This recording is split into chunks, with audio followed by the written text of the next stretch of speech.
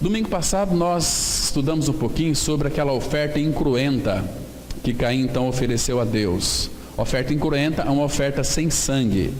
Hoje vamos dar mais um passo, vamos analisar um pouquinho a oferta de Abel. Porque estudamos Caim, então vamos estudar um pouquinho Abel. Embora, irmãos, nós poderíamos passar aqui muito tempo estudando sobre esses dois personagens da palavra de Deus, mas o tempo urge, tem outros assuntos a serem tratados. Então nós vamos hoje estudar Abel e domingo, se o Pai permitir, vamos analisar um pouquinho sobre o sangue de Cristo. Vamos ler então aqui inicialmente Gênesis capítulo 4, versículo 4. A palavra, ela diz assim: E Abel também trouxe dos primogênitos das suas ovelhas e da sua gordura, e atentou o Senhor para Abel e para a sua oferta. Vamos ter uma palavra de oração. Nosso Pai, muito obrigado por esse tempo que nós vamos agora meditar na Tua Palavra. Nós entregamos e confiamos esse tempo às Tuas mãos e estamos na dependência do Teu Espírito, que Ele abra a Tua Palavra para nós, abra os céus para nós em direção a este lugar, para que, Pai, de maneira alguma nós venhamos a ficar com dúvidas, que de maneira nenhuma, Pai, as nossas mentes venham se distrair da centralidade da pessoa e da obra de Cristo, porque Ele é o assunto dessa reunião. Nós estamos aqui reunidos debaixo do nome do Senhor Jesus Cristo. Amém.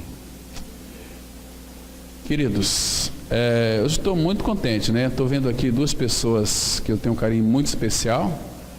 O Elivelto, que está servindo o exército, Está aqui hoje, está mais moreno, tomou bastante sol, Cortou o cabelo. E também a Arielle, que está fazendo veterinária, passou na federal. Então, graças a Deus, por esse casal aí bonito, que tem um futuro promissor, tremendo pela frente. Irmãos, Abel e Caim, eles tiveram diante do Senhor atitudes diferentes. Será que Abel ofereceu ao Senhor dos seus primogênitos? Essa palavra aqui, dos seus primogênitos, é das suas primícias, do seu primeiro, aquilo que era mais especial. Então ele pegou lá e ofereceu para o Senhor. Claro que também nós temos uma plena convicção de que Caim foi instruído pelo seu pai Adão para oferecer também o mesmo sacrifício que seria aceitável a Deus. Mas ele optou por ficar bravo, nervoso, irritado, porque ele achou que ele, através dos seus méritos, o pai deveria aceitá-lo. Irmãos, não adianta nós nos esforçarmos, bater o pé, bater cabeça, morder pneu de caminhão. Isso não vai resolver o problema da nossa salvação. O que vai resolver é aquilo que Cristo é e fez na cruz do Calvário. Não existe outra maneira do Pai nos aceitar, senão por aquilo que Cristo é e fez.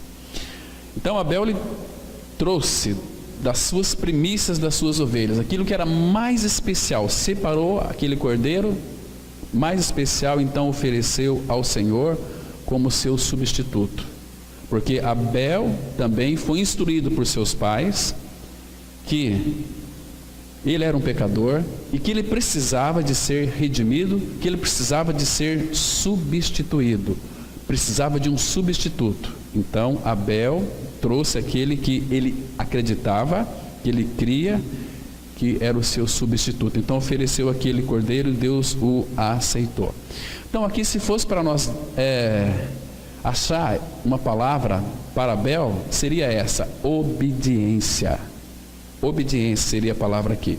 Obedecer a Deus constitui, irmão, sem sombra de dúvida, a perfeita liberdade nossa.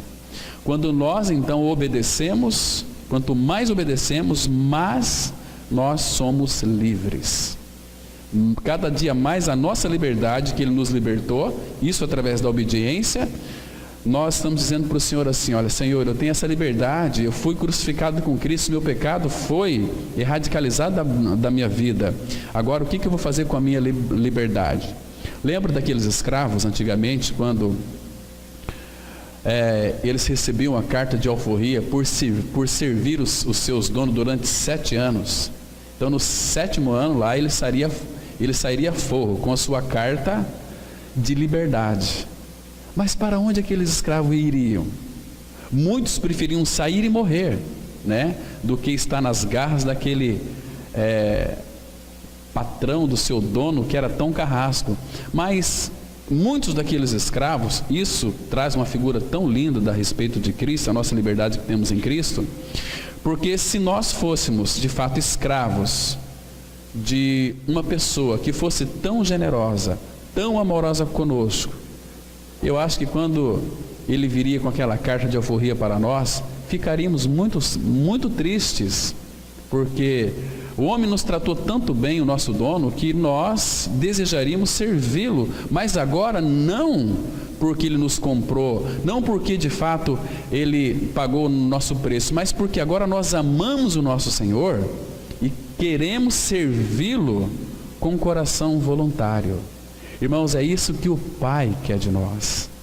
O Pai quer que nós tenhamos um coração voluntário para servi-lo. Um coração que o ame, que o deseja, um coração que anela por Ele. Então, a maior liberdade que um filho de Deus possa vir a ter é quando ele obedece, e essa ideia traz para nós o sentido seguinte: olha, Senhor, tu me libertaste, então eu pego a minha liberdade e coloco a teus pés. Puxa vida, aí sim nós certamente iríamos experimentar a verdadeira liberdade de sermos guiados pelo Senhor. É quando nós chegamos diante dele dizendo o seguinte: Senhor, eu não sei o que fazer com a minha liberdade, eu não sei autodirigir-me, então eu quero que tu me guias. E ele é o nosso guia. Ele vai nos levar sempre, porque ele sabe e conhece as profundas necessidades da nossa alma. Ele sempre vai nos levar para as águas de descanso. Ele sempre vai refrigerar nossa alma naqueles momentos de aflição, sermos tocados pelo Senhor. Quantas e quantas vezes, irmãos, nós passamos por situações assim, tão dolorosas, tão assim perplexa, mas nós vemos que o Senhor vem e nos toca, trazendo aquele refrigério, reavivando a nossa força, porque a palavra fala que Ele multiplica as forças daquele que não tem nenhum vigor. Ele multiplica, olha só, né? Mas vai multiplicar as forças daqueles homens e mulheres que vivem uma vida derramada aos seus pés. Senhor, eu preciso da tua ajuda até para dar um passo, para tomar uma decisão. Eu preciso de ti. Então Abel foi este homem obediente. Então, e a evidência, irmãos, muito clara de um conhecimento de Deus é a obediência a Ele. Quando nós o obedecemos, significa que nós o conhecemos. Então, por outro lado também, a obediência, ela é o lado positivo do arrependimento, né? Por tudo aquilo que Cristo é e fez e realizou, então nós obedecemos voluntariamente a Ele, e claro que seremos conduzidos por Ele ao arrependimento. Então Ele vai colocar sempre em nós o arrependimento, pela nossa obediência a Ele. Muito interessante, irmãos, nós atentarmos para isso. Então, aqui nesse texto percebemos que Deus, Ele aceitou a oferta de Abel. Por que Deus aceitou a oferta de Abel? Primeiro aqui vocês prestem atenção, irmãos, que atentou o Senhor para Abel. Antes de aceitar a sua oferta, o Senhor aceitou Abel. Por quê? Porque primeiro Ele aceitou o ofertante e depois a sua oferta. Porque Deus aqui, irmãos, Ele estava olhando para o coração de Abel. O que o Senhor viu em Abel aqui, dentro desse versículo? Ele viu o coração de Abel. Tem um texto em Provérbios 23, versículo 26, que a palavra fala assim: filho meu, dai-me o teu coração. E qual é a sequência daquele versículo? Abra lá em Provérbios 23, versículo 26. Provérbios 23, versículo 26. Aqui, irmãos, vale a pena nós atentarmos um pouquinho, não passarmos desapercebidos por esses textos que são tão preciosos. O versículo 26 vai dizer o seguinte: olha o que Deus pede de nós. Deus não pede nada mais, nada menos do que tudo. Ele diz assim, 23, 26 de Provérbios: dai-me, filho meu, o teu coração. O teu coração. O que ele está pedindo para nós aqui? Tudo. Dai-me, filho meu, o teu coração, e os teus olhos se agradem dos meus caminhos. Porque, irmãos, quando nós então entregamos tudo ao Senhor, Ele pede para que nós fiquemos com os olhos bem abertos, porque Ele vai ter um caminho para nós. Irmãos, o caminho do Senhor para nós é sobre todas as coisas. Deixa eu falar de uma situação assim bastante difícil. Quando nós estamos passando por aquelas dificuldades, aquelas tormentas terríveis, a Bíblia diz que o Senhor tem um caminho na tormenta, é um caminho de escape. Não está dizendo que Ele vai nos livrar da tormenta, mas na tormenta Ele tem o seu caminho. Ele vai nos dirigir pelo caminho. Vocês entendem o que significa ter uma vida totalmente entregue ao Senhor? Até nos caminhos escabrosos, difíceis de nós trilharmos, Ele vai aplanar esses caminhos. Ele vai nos dirigir dentro da tormenta. Ele tem um caminho muito especial, no qual muitas vezes nós vamos ficar um pouco assustados. Porque quando nós passamos pela tormenta, por aquela dificuldade muito grande, a gente fica assustado. Mas, irmãos, nunca podemos nos esquecer que Deus, o Pai, está e tem o controle de todas as coisas.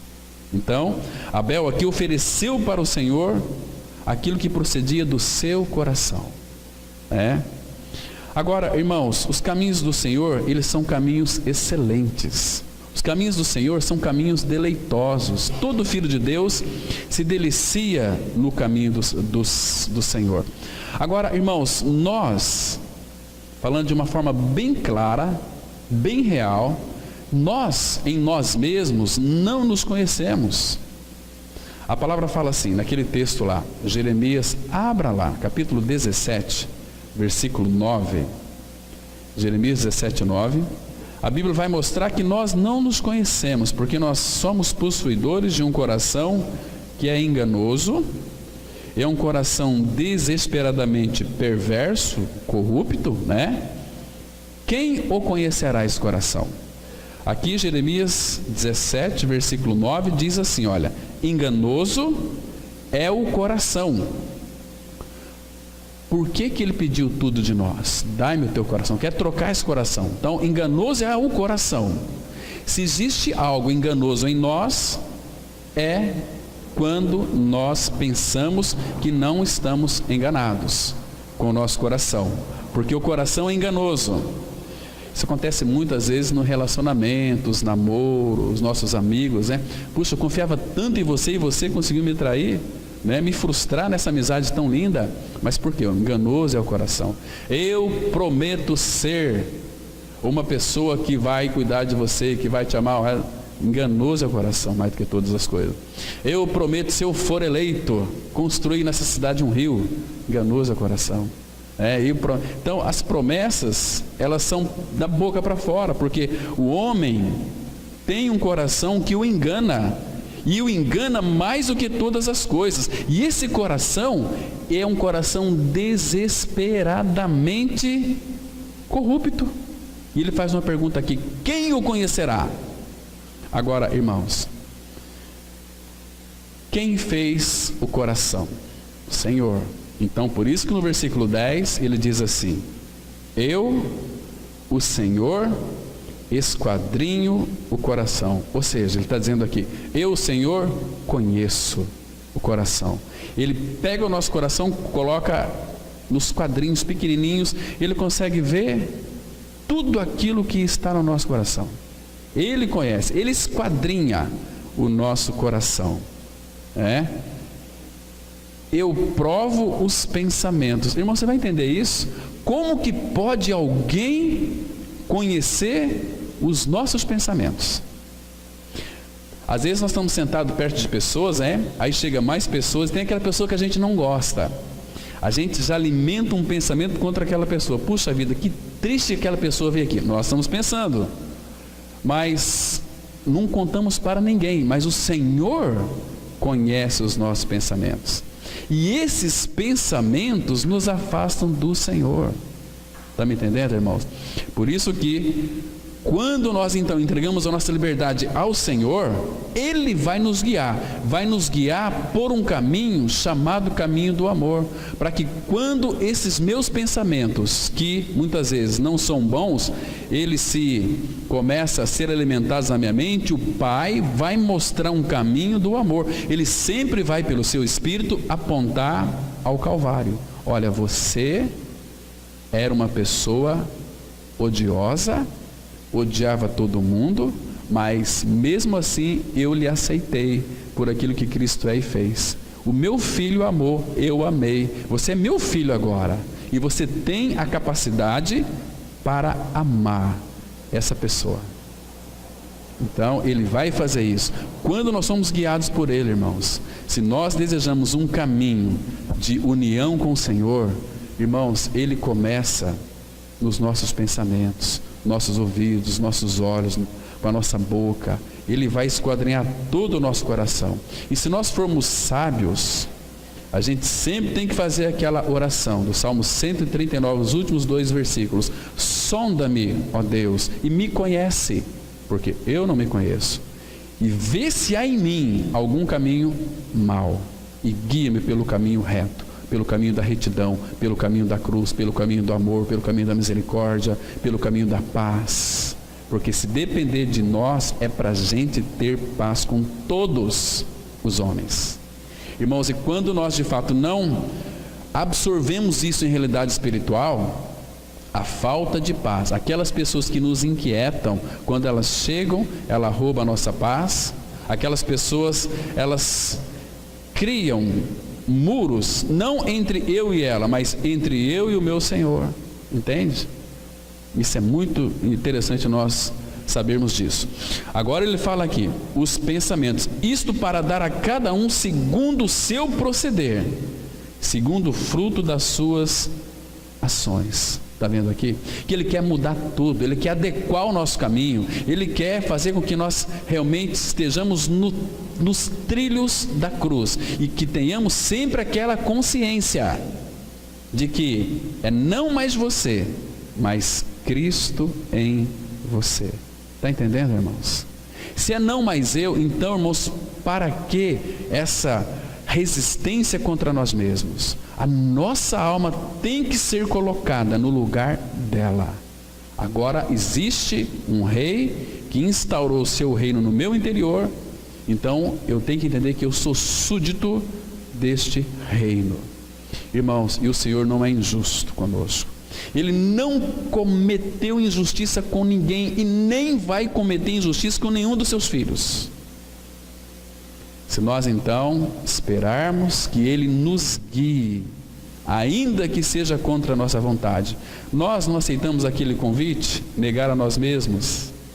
O que é negar a nós mesmos? Começa com uma vontade. Negar as minhas vontades, negar as minhas predileções. Negar a si mesmo é você negar tudo, entende? E aí, dia a dia, tomar a cruz e seguir o Senhor.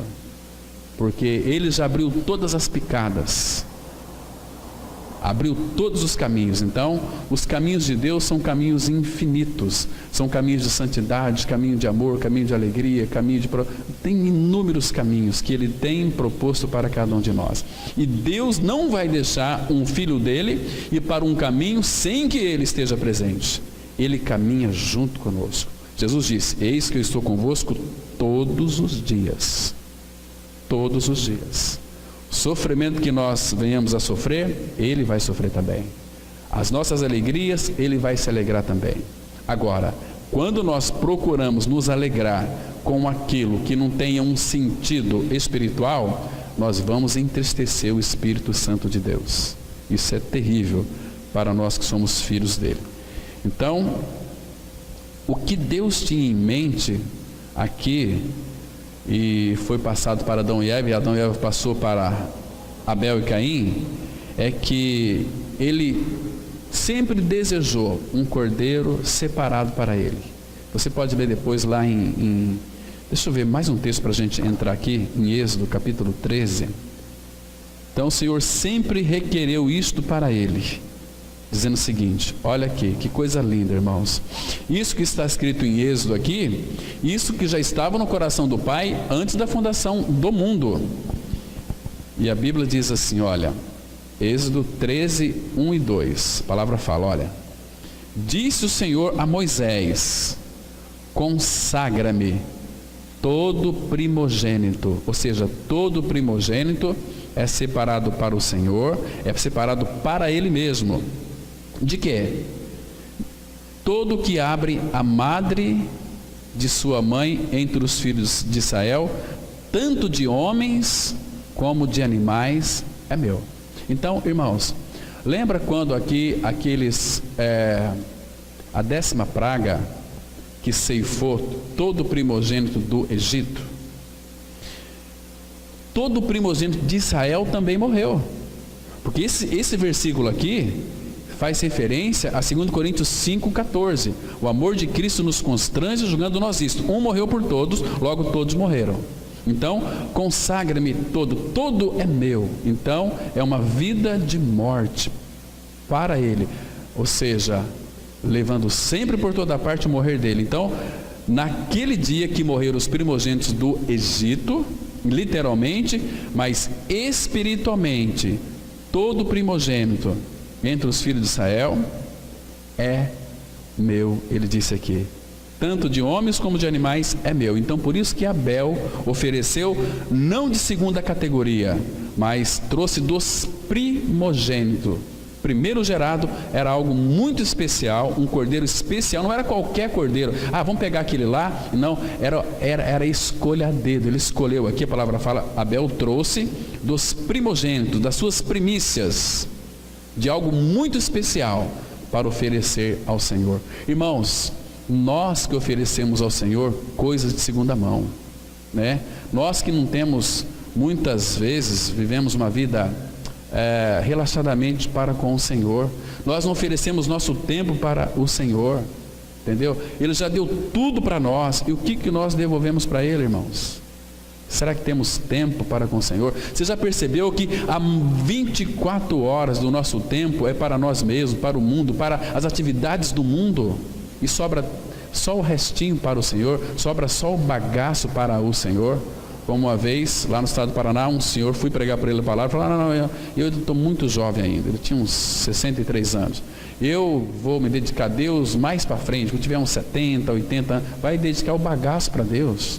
Deus quer a primícia, o primeiro lugar, porque se Deus não tem na minha e na sua vida o primeiro lugar, outras coisas que não é o Senhor, ocupa na nossa vida o primeiro lugar. Então nós temos que pensar, irmãos, Deus é sério, o Senhor Jesus é muito sério, o Espírito Santo é sério, a palavra dele é séria. A igreja de Cristo tem que ser uma igreja séria, não uma igreja sisuda, mas uma igreja séria, uma igreja com responsabilidade espiritual, uma igreja que de fato vive uma vida inteiramente para Cristo. Aí nós vamos impactar por onde quer que a gente vá. Se não, irmãos, a gente continue sempre nas nossas reuniões e nada acontece. Não há manifestação do Espírito Santo no nosso meio, não há manifestação da vida de Cristo, não há um acréscimo de almas, né, que sejam contagiadas pelo amor de Deus, porque se nós não amarmos as pessoas do mundo aí fora, e pedir para que o Pai então nos mostre aquilo que são deles, porque o que vai conquistá-los é o amor, eles têm uma ideia de cristianismo, de evangelicalismo, são um povo fanático, um povo esquisito, um povo misericórdia. Conversei com uma pessoa algum tempo atrás, ela falou assim para mim, meu Deus, olha, eu respeito muito você, Cláudio, mas tem um grupo de evangélicos que passou em frente da minha casa aqui com um som alto e marchando para Jesus, aquela coisa toda. Eu falei, meu Deus do céu, isso aí é um péssimo testemunho. Jesus nunca pediu para fazer qualquer tipo de marcha para Jesus. Isso é ideia de homens para chamar atenção, mas ele nunca pediu isso. Ele pediu para nós crermos naquele que ele enviaria, que é o seu Filho Jesus. Então, irmãos, a igreja de Cristo está totalmente descaracterizada da tua centralidade, porque estão vivendo uma vida de alma e não uma vida espiritual. Mas vamos avançar então aqui um pouquinho para nós sabermos algo mais sobre esse sacrifício aqui que Abel ofereceu ao Senhor.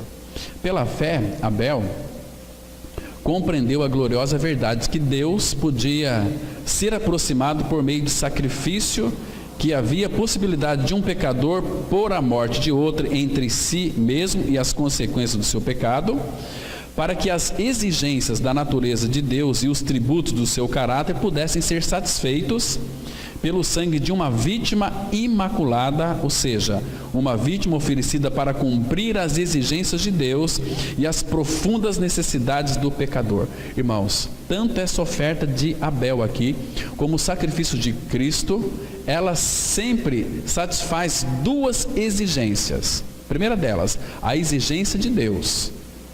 A palavra fala que a alma que pecar, essa morrerá. Então, para que o pecador se aproxime de Deus, essa exigência tem que ser satisfeita. Entende? E Caim, ele ofereceu aquilo que de alguma maneira, em figura, satisfaria o coração do pai e também o pecador. Porque quando nós cremos que fomos ali na cruz, quando Jesus foi levantado da terra crucificado, que ele nos atraiu assim no seu corpo, quando ele morreu nós morremos com ele, fomos sepultados e ressuscitamos com ele, ali foi satisfeitas duas exigências, a de Deus o Pai, que ficou satisfeito com aquilo que Cristo é e fez, e com a necessidade minha e tua, porque agora, através desse sacrifício nós temos paz, Deus nos fez enxergar de uma forma real e espiritual que o Pai ficou satisfeito, que o Pai nos fez, eu e você, agradáveis a Ele mesmo em Cristo. Que lindo que é isso! Então, esta é, em breve palavras, a doutrina da cruz, unicamente na qual a consciência do pecador pode encontrar descanso, porque nela Deus é plenamente glorificado. Todos nós sabemos que Deus, o Pai, já havia providenciado o Cordeiro antes da fundação do mundo. 1 Pedro 1, 19 e 20, a palavra de Deus diz assim: mas pelo precioso sangue, como de Cordeiro, sem defeito e sem mácula, o sangue de Cristo, conhecido com efeito antes da fundação do mundo, porém manifestado no fim dos tempos, por amor de vós. Irmãos, então você, por favor, não tenha dúvida de uma coisa aqui. Tudo aquilo que Cristo é e fez foi porque Ele te ama. Você que está aqui nesta manhã, não pode ter dúvida do amor de Cristo por você, porque aquele sangue que foi vertido na cruz foi por você e foi por mim. Não apenas verteu, mas este sangue, Ele não apenas perdoou os nossos pecados, não apenas lavou os nossos pecados, mas esse sangue, Ele purificou os nossos pecados. Pedro, ele fala assim, na sua segunda carta, 1 versículo 9, que é para a gente nunca nos esquecer da purificação dos nossos pecados. Então, por que ele disse isso? Porque muitas vezes o diabo, Satanás, quando você errar, e eu vou errar, nós vamos errar, a gente fica, puxa vida, sendo eu um cristão, como é que pode eu fazer um tipo de coisa dessa? Então agora eu estou perdido. Nunca se esquece que os seus pecados já foram purificados. E que, claro, que muitas pessoas às vezes cometem alguma iniquidade consciente, sendo filho de Deus, vai ter consequências, porque Deus vai julgar cada uma delas. Mas você é filho, você não vai ser mais desfilhado do Pai, Por quê? Pelo precioso sangue, um preço altíssimo que foi pago. Preço de sangue, como de cordeiro, porque antigamente morriam os cordeiros. Então Cristo, Ele é a realidade de todos os cordeiros que já foram mortos. Então, a partir daqui, não existe mais sacrifício de cordeiros, de animais, porque o Pai ficou satisfeito. E o Pai nos recebe por aquilo que Cristo é e fez. Então, o que nós devemos apresentar a Deus hoje? Vamos supor aqui, fôssemos Abel. A obra já foi consumada. O que temos que oferecer a Deus? Qual é a nossa obra a realizarmos nessa terra para sermos aceitos pelo Pai? Lembra que Jesus Cristo disse para aqueles judeus, também parte de seus discípulos, ali em João 6, 28, que faremos para herdar a vida eterna? Que faremos para realizar as obras de Deus? A obra de Deus é esta: que creais naquele que por eles foi enviado. Entende? Essa é a nossa obra, porque a obra ele já consumou no Calvário. Não temos mais que fazer e realizar nada. Agora sim, nós vamos realizar na força dele, na dependência dele. Nós vamos ser usados por ele quando ele quiser nos usar. E Deus não vai usar ninguém que não tenha responsabilidade com ele mesmo, que vive uma vida voltada para ele. Você quer ser usado pelo Senhor? Sabe como que ele vai te usar? Senão você vai viver uma vida marasmenta a vida inteira. Vai chegar diante de Deus com aquele talento, né? Senhor, eu enterrei esse talento aqui, toma aqui, Senhor. Mas não é isso. Então, se nós cultivarmos a prática da presença de Deus, irmãos, uma vida consciente, uma vida, Senhor, fala comigo, Senhor, me guia, Senhor, olha, me mostra, Senhor, se revela, ele vai poder te usar. Primeiro, ele vai se deleitar em ti. A palavra fala que o Senhor se deleita em nós. Então, quando é gerada essa confiança nossa para com ele, ele poderá então nos usar para realizar muitas coisas através de nós, como usou os irmãos do passado. Os irmãos do passado passavam 3, 4 horas em oração, leitura da palavra. George Miller leu a Bíblia mais de 100 vezes, e a maioria das vezes ele lia a Bíblia de joelhos. Senhor, que palavra maravilhosa, o Senhor se revelava, o Senhor se manifestava, o Senhor supria, o Senhor fazia milagres na vida deste homem. Estevão, cheio do Espírito Santo, o Senhor podia usá-lo então, fazer milagres, curar. Aquele sermão lindo lá em Atos capítulo 7, que ele teve o privilégio de morrer pelo seu Senhor. Que coisa mais linda é essa, irmãos? Então aqui, este sangue, ele foi conhecido antes da fundação do mundo, porém manifesto no fim dos tempos. Que palavra doce aqui: por amor de vós, por amor de vós. Então, esse por amor de vós aqui, foi o caminho escolhido, que o Senhor Jesus Cristo, que é justo, conduziu eu e você, que éramos injustos, até Deus. Abra sua Bíblia em 1 Pedro, capítulo 3, verso 18.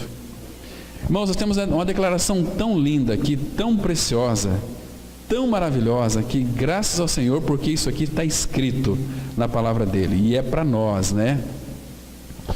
Diz assim a palavra, 1 Pedro capítulo 3, verso 18. Vale a pena a gente ler esse versículo com muito cuidado, que diz assim, olha: pois também Cristo morreu uma única vez pelos pecados, o justo pelos injustos, para quê? Para conduzir-vos a Deus, morto sim na carne, mas vivificado no Espírito. Entende aqui? Então ele morreu numa cruz, ele que é justo morreu por mim e por você que somos injustos, para uma finalidade: para que nós fôssemos conduzidos a Deus. Irmãos, fomos conduzidos a Deus pela morte de Cristo. Por isso que ele fala assim em João 14,6: eu sou o caminho, a verdade e a vida, e ninguém vê ao Pai senão por mim, porque se eu não conduzir vocês ao Pai, vocês nunca vão a Deus, ainda que vocês procurem, mas nunca vai achar. Nós só vamos achar o Pai na pessoa do Filho, porque Ele, através da sua morte, a nossa morte em união com Ele, ressurreição com Ele, Ele vai nos conduzir até o Pai. O justo pelos injustos. Imagina só, o Senhor Jesus vai chegar naquele dia dizendo o seguinte: eis aqui, ó Pai, e os filhos que tu me destes. A gente vai olhar um para o outro: gente, até esse cara está aqui? Meu Deus, olha quem que vê essa prostituta, nossa, esse assassino, esse bandido, esse... Vai ser assim, irmãos. Céu vai ser um lugar de muita surpresa. Muita surpresa. Você vai encontrar ali o Francisco, o maníaco do parque. Você vai encontrar muita gente que não presta. E você vai ver muita gente boa indo para o inferno. Porque de fato não acolheram o amor da verdade para serem salvos. E Deus enviou para eles a operação do erro, para que eles crescem na mentira, porque eles mudaram a verdade de Deus em mentira, adorando e servindo a criatura em lugar do Criador. Esse é um caminho de Abel.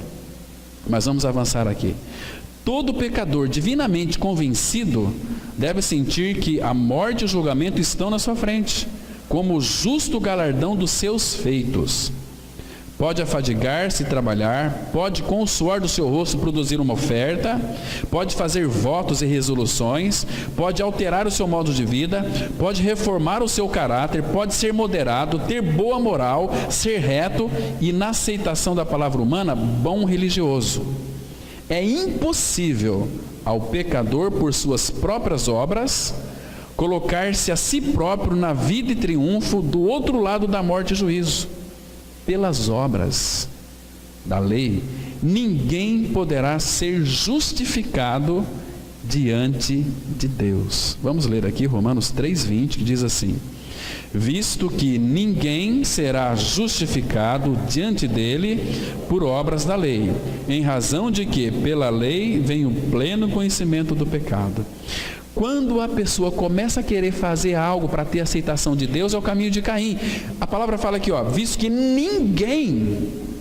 ninguém será justificado diante dele por aquilo que faz, pelas obras da lei. Ninguém. Por quê? Porque em razão da lei vem o pleno conhecimento do pecado. O apóstolo Paulo teve uma visão de que ele era um homem cobiçador quando ele viu o Senhor. Ele disse, olha, eu não teria conhecido o pecado se a lei não dissesse, não cobiçarás. Mas ele sabia a lei. Paulo guardava a lei, mas guardava a lei na base do seu esforço. Ele não tinha a revelação da lei. Agora, Paulo, depois que teve uma visão muito clara de Cristo, ele entendeu.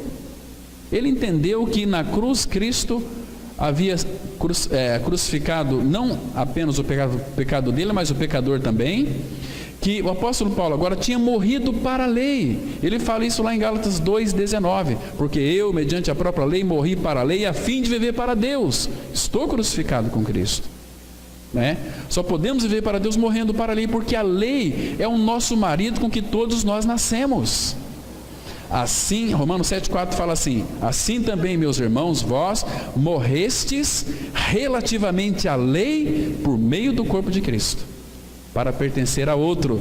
Porque antes nós éramos da lei, debaixo de maldição. A lei nos escravizava. Você tem que fazer isso, tem que fazer aquilo. Olha aqui, olha o perigo. A lei, que marido, é um marido santo, justo e bom. É de Deus a lei. Mas eu nasci casado com a lei. Mas Cristo veio e me fez morrer para esse marido. Então, se o meu marido morreu que era a lei, então eu sou livre para casar com quem eu quiser. Então agora eu posso pertencer a outro, que é o nosso Senhor. Aleluia, irmão, isso é tão precioso. Cristo é o nosso marido. Isaías 54 vai dizer exatamente isso. Irmãos, que precioso é o nosso Senhor, irmãos. Ele nos libertou da lei. Então a lei vai revelar o pecado do homem. O capítulo 3 de Romanos, leiam depois em casa, vocês vão perceber que coisa linda. Aliás, eu quero ler alguns versículos com vocês. Romanos 3, a partir do versículo 21.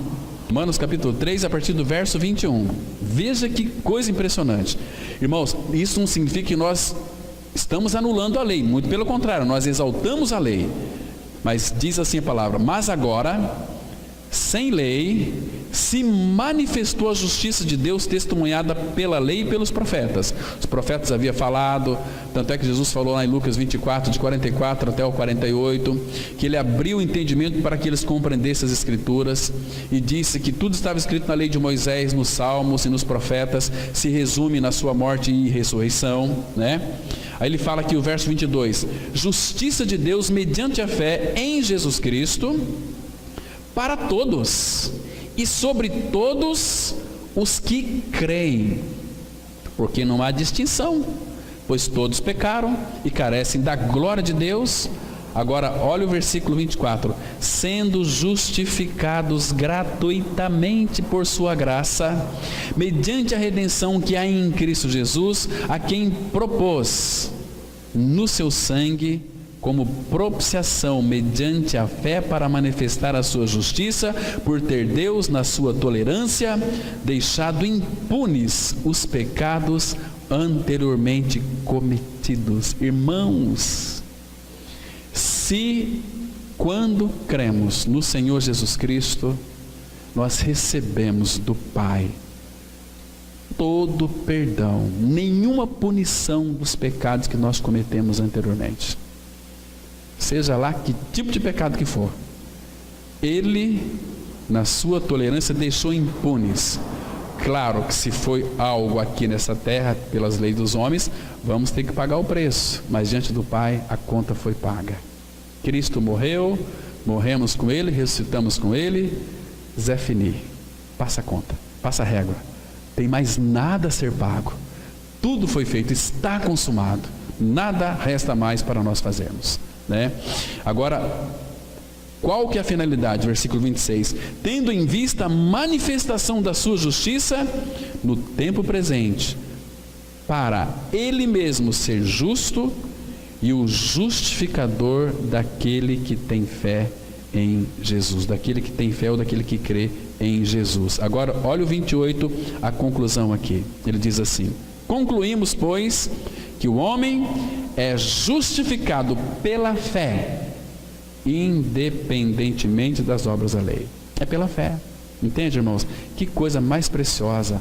O Evangelho da Graça nos trouxe uma salvação eterna, completa e plena, sem nenhum esforço. Todo o esforço do homem para tentar ser salvo é o caminho de Caim. Então, é precisamente neste ponto onde a cruz entra. Nessa cruz, o pecador convicto pode ver a provisão divina para toda a sua culpa e necessidades. O homem também pode ver a morte e o julgamento retirado inteiramente de cena, e a vida e glória estabelecidas em seu lugar. Glória a Deus. O Senhor Jesus Cristo tirou as perspectivas da morte e do julgamento, tanto quanto diz respeito ao verdadeiro cristão, e enche-o de vida, dá-lhe justiça e glória.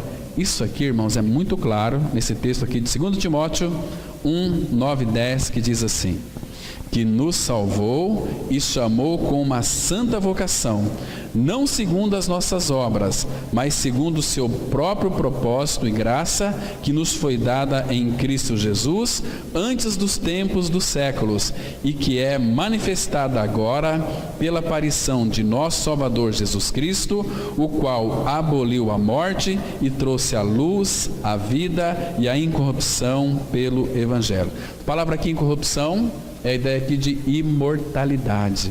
Veja, irmãos, que coisa maravilhosa. Primeiro, nos salvou. Não apenas salvou, mas também nos chamou com uma santa vocação. A nossa vocação é celestial. Hebreus 3:1 fala: por isso, santos irmãos, que participais da vocação celestial, considerai atentamente a Jesus, né? Não segundo as nossas obras, Caim, não segundo aquilo que nós fazemos, mas segundo o seu próprio propósito, ou determinação e graça, que já nos foi dada em Cristo, antes dos tempos eternos, e que é manifestada agora. A palavra manifestada aqui é que é revelada, foi revelada, ou seja, o Espírito abriu os nossos olhos. Hoje a gente pode contemplar tudo aquilo que Cristo é e tudo aquilo que Cristo fez. Irmãos, você é um homem ou uma mulher, se creu no Senhor, eternos, eterno, não morre mais. Você faz parte agora de uma pátria que é uma pátria celestial, né? Estamos aqui durante pouco tempo, logo nós vamos para a nossa casa, na qual o Senhor foi preparar lugar. Ele disse que iria, mas Ele voltaria. Sabe para quê? Abra o Evangelho de João, capítulo 14. Irmãos, que texto precioso, irmãos. São as promessas que o Senhor Jesus fez para a sua noiva, para a sua igreja. Ele diz assim, olha: João, versículo 2 e 3, que diz assim, olha que texto lindo, irmãos, precioso. Está tratando aqui com os seus discípulos, que ele esperava que os seus discípulos, através da palavra inspirada do Senhor, chegasse até nós também. Então é a mesma cena aqui, né? É como se o próprio Senhor estivesse falando para nós hoje, porque a palavra de Deus ela é atual, ela é viva e eficaz, ela é presente, ela não é uma palavra antiquada. O Senhor, quando falou uma palavra dele, a palavra dele dura eternamente. Então a palavra sempre muito bem colocada, uma promessa, todas as promessas de Deus são cumpridas, porque ele é fiel para cumprir aquilo que ele prometeu. Então diz assim a palavra, Jesus dizendo, olha, na casa de meu pai há muitas moradas, se assim não fora, eu vou-lhe teria dito, pois vou preparar-vos lugar, e quando eu for e vos preparar lugar, voltarei e receberei para mim mesmo, para que, onde eu estou, estejais vós também. Onde ele está, nós vamos estar também. Irmãos, que maravilha é isso. Isso deve encantar o nosso coração, deve derreter o mais duro coração, empedernido, porque, irmãos, que promessas maravilhosas ele fez para nós, a sua noiva. Que Cristo nós temos, que preparou tudo para nós, está preparando. Eu fico pensando assim, irmãos, segundo o meu entendimento, ele, quando ele foi preparar lugar, imagina a sua Trindade Santa, ele está no trono, à destra do Pai, naquela harmonia preciosa, um homem ali, carne e osso, à destra do Pai. Ele foi preparar lugar, mas ele ama tanto a sua noiva, a sua igreja, que somos nós. Puxa vida, será que meus filhos vão se agradar com isso aqui? Ai, pai, deixa eu mudar isso aqui mais. Ele está preparando o lugar, está preparando para a nossa chegada até a glória. Que dia que vai ser esse, irmãos? E ele é perfeito. A gente, irmãos, que nós temos uma mania de querer ser perfeito, né? Nós não somos perfeitos coisa nenhuma, a gente só estraga as coisas. Mas um dia, quando nós nos depararmos com toda a perfeição que foi preparada para nós, como vamos ficar encantados? Imagina aquele dia, tudo perfeito. Não poderia ser mais perfeito do que está perfeito. Como que quando Deus o Pai fez criou todas as coisas, depois que criou todas as coisas, ele fez o homem. Imagina, Adão acordou, viu todas as coisas criadas, mas que coisa maravilhosa. Adão não nasceu um bebê, nasceu um homem, né? E viu, Senhor, tantas coisas. O que é isso aqui, Senhor? Adão, isso que está voando aqui, eu vou deixar para você pôr nome. Senhor, aquele negócio lá, como é que você vai pôr nome, Adão? Aí Deus trouxe todos os animais e Adão começou colocar nomes em cada um deles, peixes, borboletas. Imagina só que sabedoria que Deus deu para o homem, né? Então, irmãos, céu é um lugar de perfeição. Por isso que é necessário nós crescermos a maturidade espiritual. Senão, irmãos, muitos dos filhos de Deus vão ficar aqui para participar da segunda ressurreição, vão ser provados, tem que ser amadurecidos, e Deus vai ter que usar as circunstâncias para ver se de fato é a glória que eles querem. Mas se Deus nos dá hoje essa liberdade, se Deus nos dá hoje, irmão, essa plena liberdade para nós nos reunirmos, para aprendermos dele, e porque existe ainda muitos dos nossos irmãos que são negligentes, que não se importam com o Senhor, porque a única maneira de crescermos é juntos. Se não formos juntos, a gente nunca vai conhecer a altura, a profundidade, a largura, a extensão do amor de Deus e conhecer o amor de Cristo em profundidade.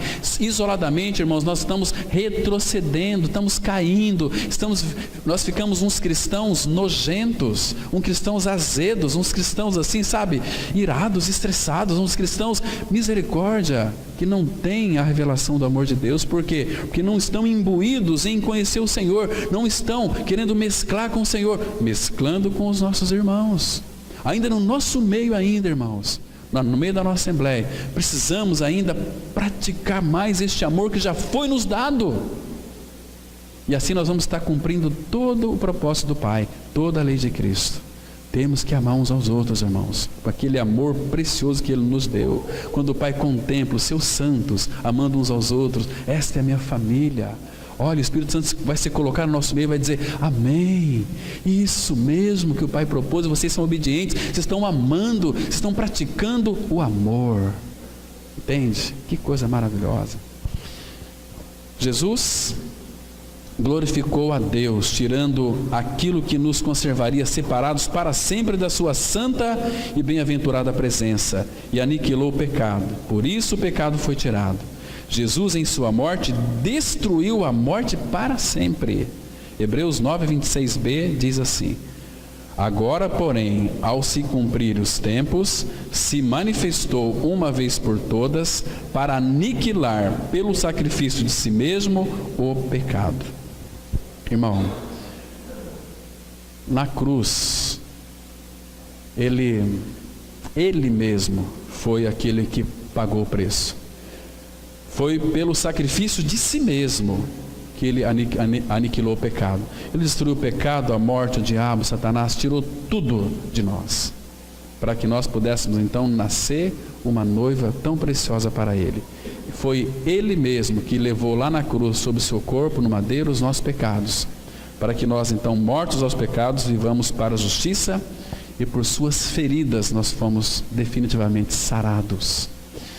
Toda a realidade espiritual que nós temos em Cristo Jesus era apresentada em figura no sacrifício de Abel. Ele não tentou afastar a espada inflamada e forçar o seu caminho de regresso à árvore da vida, nem fez a oferta insolente de um sacrifício incruento, sem sangue, nem ofereceu ao Senhor os frutos de uma terra amaldiçoada. Abel tomou a verdadeira posição de pecador e, como tal, pôs a morte de uma vítima entre si e os pecados, e entre estes e a santidade de um Deus santo. Tudo isso era muito simples. Abel merecia morte e juízo, porém achou um substituto. Assim é com todo pecador contrito, perdido e cônscio da sua culpa. Cristo é o seu substituto, o seu sacrifício. Então nós temos e Ele fez, Ele foi, Ele é o nosso sacrifício.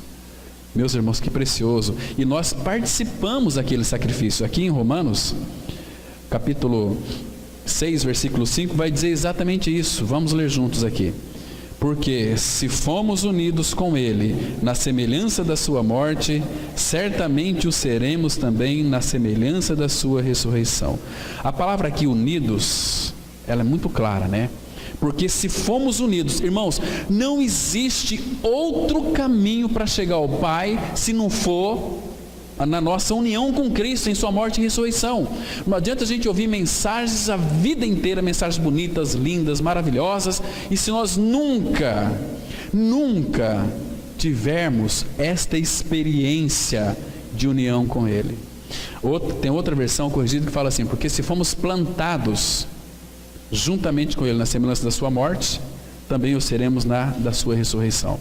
Irmãos, tem um Salmo 92:13, a palavra ela vai dizer que nós fomos plantados, você sabe aonde? Aquele salmo lá, nós fomos plantados na casa do Senhor, né? Então, quando cremos em nossa morte e ressurreição com Cristo, nós somos desarraigados deste mundo perverso e plantado aonde? Abra lá no Salmo 92, verso 13. Deixa eu mostrar para vocês um princípio espiritual aqui muito fascinante. Um princípio espiritual que nos encanta, irmãos. Então nós temos que ver, além da letra, toda a realidade do Senhor. Você se lembra de Gálatas 1:4? Fala que Ele nos desarraigou deste mundo perverso, pela cruz, né? Nos tirou. Então, desarraigar, fomos arrancados quando cremos em Cristo, na nossa inclusão nele lá na cruz, e fomos plantados em Cristo, nele radicados. Então aqui, veja onde que nós somos plantados, irmãos. Versículo 13, olha só aqui. Plantados na casa do Senhor, florescerão nos átrios do nosso Deus. Nós fomos arrancados deste mundo perverso e fomos plantados na casa de Deus. Ou seja, lembra que Salomão disse para a Sulamita: jardim fechado és tu, noiva minha? Lembra? Então, nós fomos plantados, tirados deste mundo pela raiz e plantados no jardim do Senhor. E ali, na casa de Deus, onde é a casa de Deus, irmãos? O que é a casa de Deus? A casa de Deus é Cristo. É Cristo, Ele é o Senhor.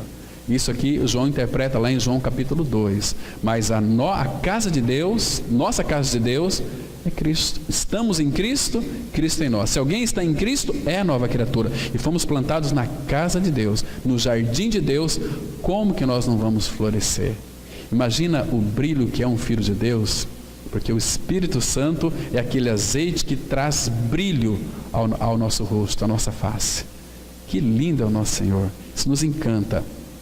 Então, todo pecador descobrirá, à semelhança de Abel, que o fruto da terra nunca lhe poderá valer, ainda que pudesse oferecer a Deus os mais deliciosos frutos da terra. Nada, senão o sacrifício perfeito do Filho de Deus, pode dar sossego ao coração e à consciência. Todo aquele que pela fé se assegura dessa realidade divina, gozará daquela paz que o mundo não pode dar nem tirar. É a paz que põe a alma de posse desta paz. Quando morremos com Cristo, somos justificados do pecado e, consequentemente, a paz se torna uma verdade espiritual e experimental na vida de todo aquele que crê. Vamos ler aqui dois textos, Romanos 6,7 e Romanos 5,1, que diz assim: porquanto quem morreu justificado está do pecado. Justificados, pois, mediante a fé, temos paz com Deus por meio de nosso Senhor Jesus Cristo.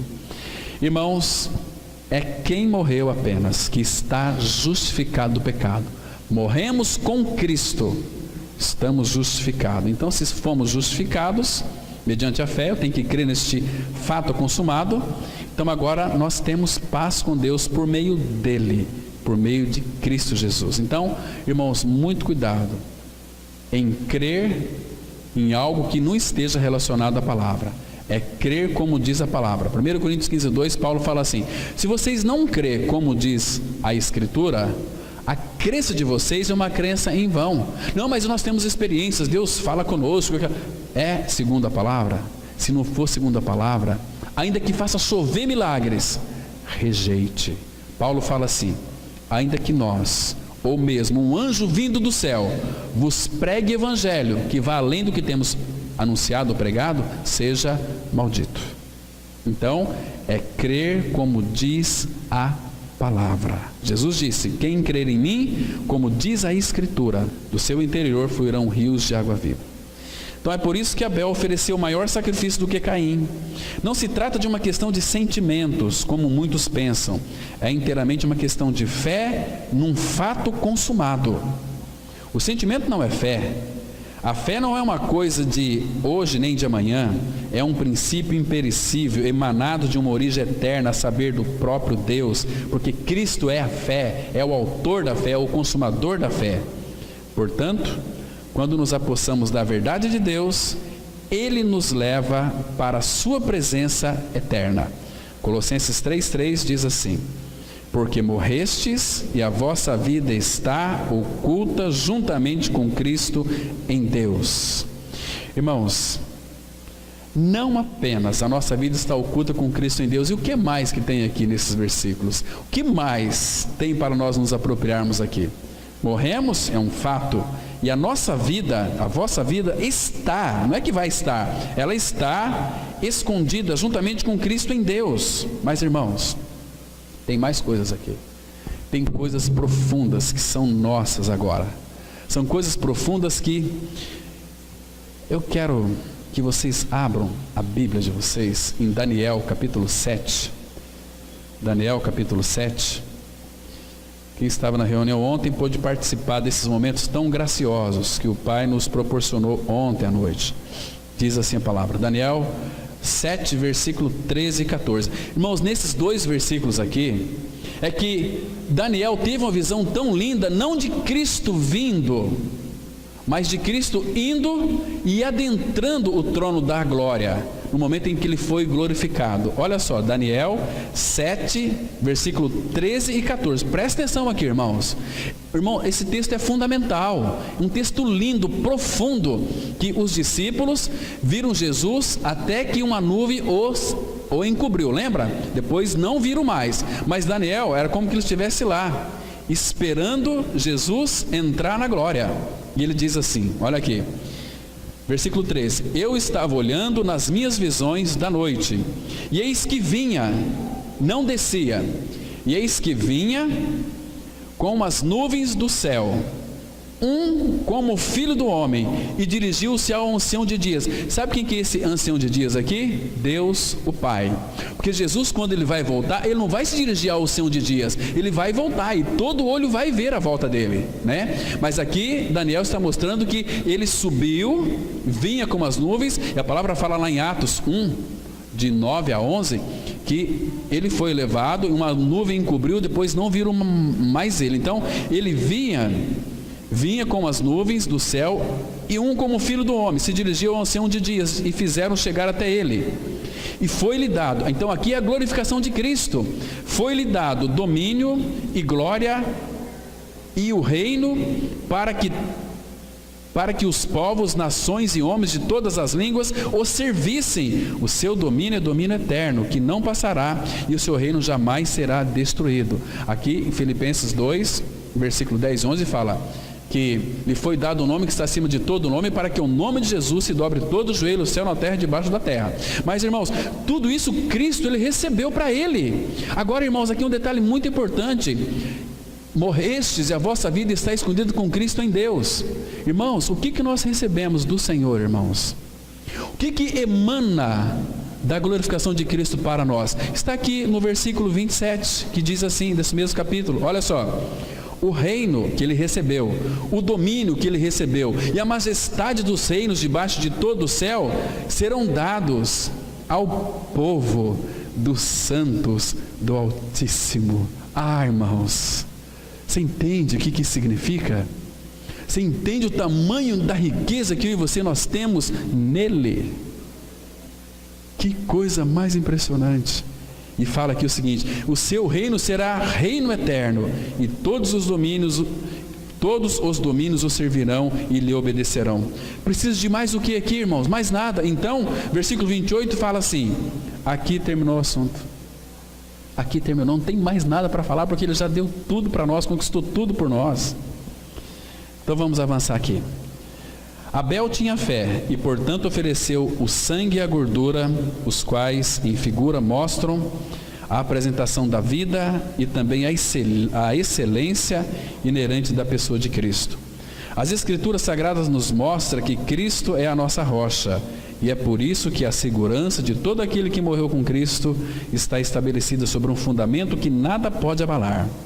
Mesmo sendo nós tão frágeis e sujeitos ao pecado, fomos identificados com Cristo, aceitos em e com Cristo, também incluído no mesmo volume de vida com Cristo. É o próprio Deus quem dá o testemunho do seu dom, e o seu dom é Cristo. Vamos ler aqui 1 João 5,11, que diz assim: e o testemunho é este, que Deus nos deu a vida eterna, e esta vida está no seu Filho. Ele nos deu. Então que nós, irmãos, venhamos oferecer a Deus, doravante, sacrifícios agradáveis a Deus, sacrifício de louvor, que é fruto dos nossos lábios. Amém. Pai, muito obrigado por esse tempo, Pai, que passamos aqui em torno da pessoa do Senhor Jesus Cristo. Rogamos, ó Pai, que Tu continues a nos dar a visão espiritual da pessoa e da obra de Cristo. Abra o nosso entendimento, abra a nossa mente, revela-nos mais do Filho, ó Pai. Guarda-nos em Teu nome, Pai. Nós precisamos tanto de Ti. Por isso, esteja se revelando a nós, esteja vivendo em nós, e esteja formando o Teu Filho em nós. Em nome de Cristo nós oramos. Amém.